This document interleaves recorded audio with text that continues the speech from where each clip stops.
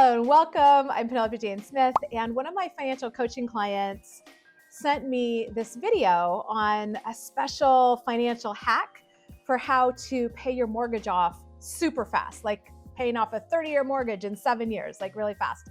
And she asked me, what do you think of this approach? This looks really cool. And so I thought it would be fun to actually share my reaction to this. Is this the cool secret hack that I want to share with the world? Is it maybe missing some things? So I've seen this video, but it's been a while. And I've seen other reaction videos on YouTube, and I find them really entertaining and interesting. So I hope you find this entertaining and interesting as I bring my 20 plus years as a financial mentor to this idea. The video is called, "Is it easy to pay off a mortgage fast?" Let's find out. Okay, so first of all, fantastic finances, and her last name is Van. Love the branding, love the logo. I'm kind of jealous. One of my nicknames growing up was Penny, because my given name is Penelope. So when I was a little kid in elementary school, I went by Penny.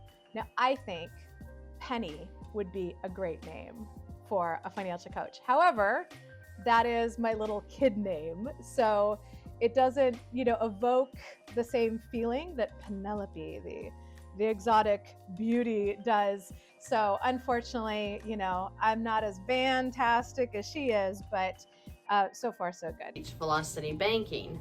Today I am working with a lady in New York that has obtained a mortgage in August of 2022, and her balance at the time of purchase is $323,000 at 3.6% interest. So I want to do a video just explaining to her how the chunking process will work in her case, due to if she had an extra $10,000 line of credit that she was working with. So currently she has... Okay, so she said that she teaches about velocity banking, but then hopefully she'll explain what that is, because I think most people aren't familiar with the term. So basically what velocity banking is when you take a line of credit and you use that money to pay off something that has more of like an installment loan, like a car loan or a mortgage in this case. And the idea is that with this, even if the line of credit or credit card or whatever you're using, even if it has a higher interest rate, your average daily balance is lower. And so you're kind of floating the bank's money a little bit, and that should help you pay off your loans faster. That's the idea. Let's see how it works. She has $1,000 in cash flow. What that means is that by the time all of her monthly income comes in and all of her expenses go out, she has $1,000 remaining. So that is what we're going to use to pay down this line of credit. Currently, her balance at this time is $318,900. So if she continues to make, so her monthly payments currently are $1,468 a month. That is not including escrow, no taxes and insurance. That's just the base payment on the mortgage. So she has already paid $7,708.79 in interest through March 2023. And if she continues to just make payments through December of 2023, she will pay $8,556.33 more in interest alone. The way the chunking will go is if she has a $10,000 line of credit, she will chunk that onto the mortgage, and then her cash flow will work to pay that down as she puts her income in and pulls her expenses out. The first chunk starting in April of 2023, $10,000 goes onto the mortgage. Okay, so what she's saying is she's encouraging this woman to get another line of credit, like a home equity line of credit or even a credit card. And so the idea is she's going to borrow $10,000 on this home equity line. She is then going to take that $10,000 and apply it towards the principal of the mortgage. And then that is going to save her on mortgage interest. It's basically going to accelerate what's called the amortization schedule. So when you look at how you pay off a loan like that over time, like a mortgage, they look at, okay, what's the amount you're originally borrowing? What's the interest rate? And how long is it for? And they do a calculation to figure out, like, what would your monthly payment be if we wanted to keep the monthly payment the same the whole time, what would that be to get this amount paid off in this amount of time at this rate? That's how amortization works. And so what happens is that in the beginning, when you make your very first payment, most of that is going to go to interest. And then a little bit of it is going to go to principal. And then in the next payment, tiny bit more is going to go to principal, but still it's going to be the majority interest. And then as you get further down the road, as you're getting closer to that 30-year mark, eventually there's a switchover point where now you're paying more principal than interest. The beginning of the loan, you're paying more interest than principal. And a lot of people say, well, that's a scam. That's the bank trying to rip you off. And I'm like, that's just how interest works, dude. So we'll see where she goes with this. But how I see a lot of people, they get so mad seeing the truth in lending statement where it's like, okay, you're borrowing, $200,000 on a mortgage. And if you take 30 years to pay it off, by the end of 30 years, you will have paid $780,000 of interest. And they're like, or maybe $780,000 total. And they're like, oh my God, that's such a ripoff. You're paying $780,000 for this thing that you only borrowed $200,000 on. And I'm like, yeah, because you're borrowing that money the whole time. So imagine for a minute, right, that you lend me $10,000, right? And just for easy math, you're going to charge me 10% interest. So if I borrow the $10,000 on January 1st and I don't pay anything towards the principal, by the end of the year, 10% of $10,000 is $1,000. So I will have paid you $1,000 in interest, right? That's just straight up interest. And then let's say the last day of the year, I make a principal payment of $1,000. Okay, so now the loan amount goes down to $9,000. Now I only owe you $9,000. And for the next year at 10%, now I'm only going to owe you $900 in interest. Let's say I then put another $1,000 towards the principal. Then the following year, I still owe you $8,000, which means I would pay $800 in interest over time. So if you add up the $1,000, the $900, the $800, you could say, wait a sec, 10% is $1,000, but you've already paid like more than $2,000. You're getting ripped off. And I'm like, when you talk about an interest rate, you're talking about an annual thing. So I don't think that mortgage interest is a scam. And in fact, it allows you to build wealth, which is one of the great things about real estate. So let's go a little bit deeper into this. Balance down to $308,974. Looking at the amortized schedule, she will be at October of 2024 paid through on her mortgage. So then she will work down the $10,000 in 10 months because she has the $1,000 cash flow. She will then be at $303,484 balance that'll show her paid through August of 2025. Then in February of 2024, she will make another $10,000 chunk. Okay, so where are these $10,000 chunks coming from? So what's happening is she's borrowing $10,000 on the home equity line, throwing it against the mortgage, basically having the mortgage get paid off earlier and saving the interest, at the very end of the mortgage, which over time looks like a lot of money. But you got to keep in mind that that's in, 30 years from now's dollars, right? And with inflation, it's not as much money as you might think. So she'll say like, oh, you saved all this interest. And it's like, yeah, but at what cost? Which is something that we can talk about. But basically, one of the things she said in the beginning that was really important, if you didn't catch it, was she said that this person had a positive cash flow of $1,000 a month, meaning like, okay, you make, she said, I don't remember what it was, but like you make $9,000, you have $8,000 in expenses and you have, $1,000 that you can play with. So she's saying, borrow it up front on the home equity line, basically use that $1,000 to pay off the home equity line. So you're putting $1,000 each month. So at the end of 10 months, now you don't owe anything on the home equity line of credit again.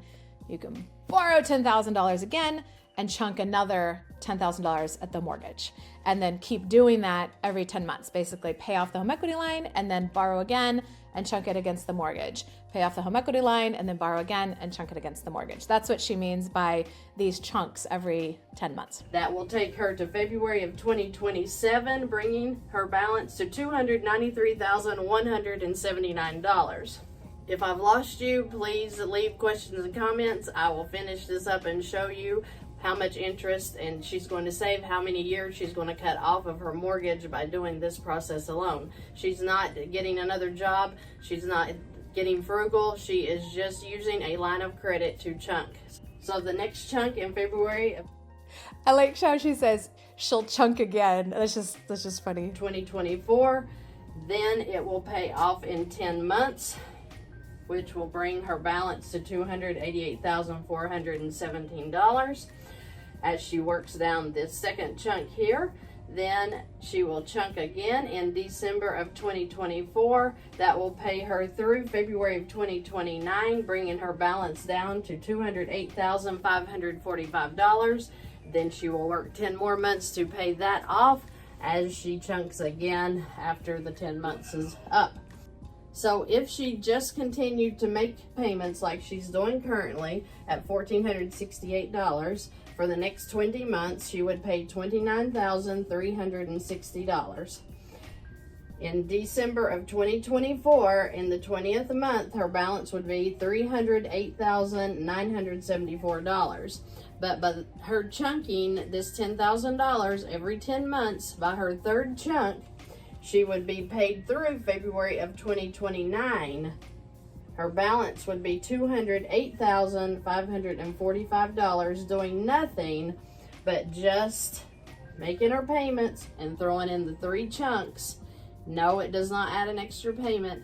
You put your income in, your expenses out. That pays off that line of credit. You can chunk again, but it saves her from December 2024, making the same 20 months in payments.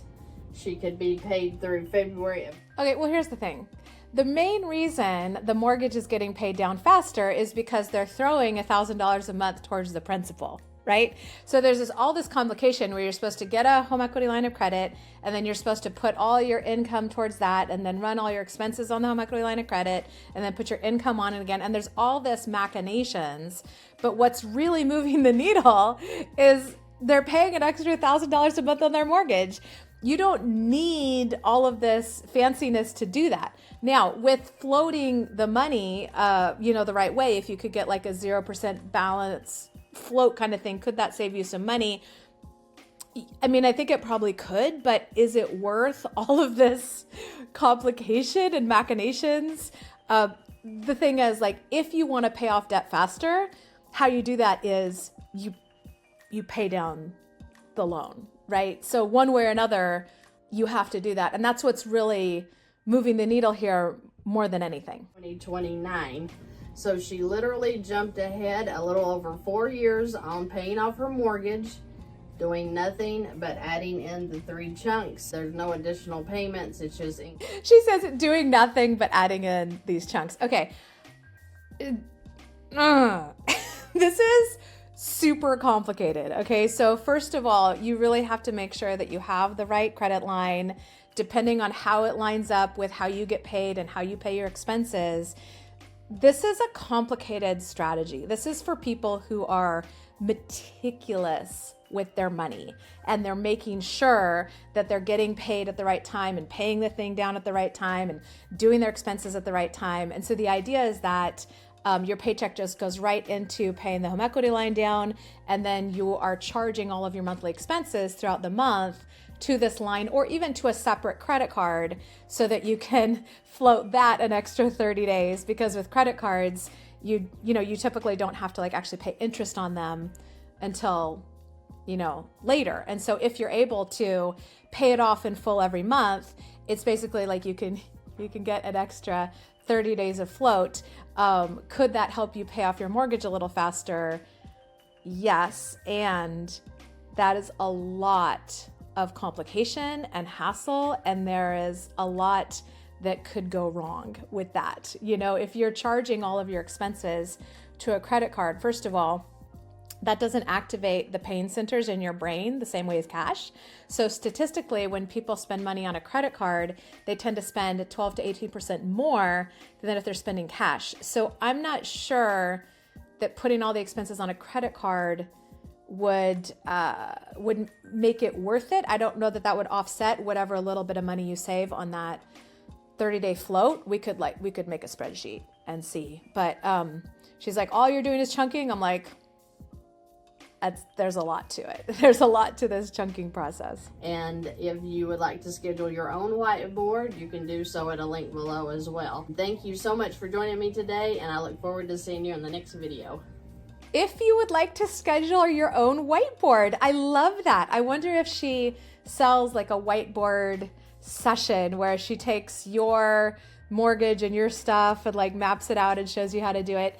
The only thing that I don't hear her talking about here is what is the interest that you end up paying on the home equity line or the credit card or whatever, because she's saying like, okay, that $1,000 a month in positive cash flow, that can just go right to paying off the home equity line, but there's going to be some interest on that. So that's not entirely true. You know, at the end of the day, it's a fun idea, right? I love these like secret ninja hacks, but so much of finance, so much of personal finance is behavioral, you know? And so for somebody to pay this level of excruciating attention to their budget and their spending and their, you know, and all of this, I'm not going to say it's impossible, but it's a lot. It's a lot of effort. Would it be better to put that effort towards making more money so that you can then chunk down and pay the mortgage or whatever debt you want even faster? And actually, one thing she didn't even talk about, and this is probably like my biggest concern, red flag issue with velocity banking, is that she's not even talking about the opportunity cost, right? So you're borrowing all this money to pay off a mortgage at like, you know, 3%, 4%, whatever it is. Like that money that you borrow on your mortgage, that is often like the cheapest money you'll ever get. And they're letting you amortize it over 30 years, which means maybe you're paying, well, okay, so like the mortgage on our Benicia house is 2.99%, right? Inflation is like 4%. So when you're going year to year like that, if I'm paying them 3%, but inflation's 4%, it's almost like they're giving me 1%. It's almost like they're paying me, you know, to buy the house. And so even Dave Ramsey, like the king of pay off your debt, right? Even Dave Ramsey would say, start putting 15% towards retirement before you focus on paying off your house. So the biggest issue I see here is, you know, that $1,000 a month in positive cash flow, which I'm not even convinced that somebody could be like, you know, consistently making sure they have that much room every month. Some people are, you know, spending as much as they're making. Some people are spending more than they're making. But even if you did have an extra $1,000 a month that you could be towards throwing down on the mortgage, or maybe doing it a little faster with velocity banking if you're really, really organized, wouldn't you be better off putting that in investments? You know, and if you do the calculation on that, like you can get a free loan calculator and a free financial calculator online or on your phone, and you know, just look and see $1,000 a month going into investments. That's going to probably make you a lot more money. And then at that point, you could get to the point where you have enough money where you could just like pay off the entire mortgage. And instead of being at zero now, where you own a house with equity in it, but equity doesn't earn interest, and it's hard to like tap into that. Well, now instead you could have a paid for house and actually have created wealth at the same time. So that would be, that's my reaction. I mean, those are the thoughts that come up with this video. So I am now the next thing I want to do is I want to like pull up my spreadsheet and look at, okay, like if the home equity line is at this interest and the mortgage is at this interest, where is it in the amortization schedule, and get really geeky with it. If I do that, I'll link in the video to my spreadsheet. So check out the description, see if there's a link to a spreadsheet there. But bottom line, I think that this is a fun idea. I love her passion for it. And my initial hit is probably not worth the hassle.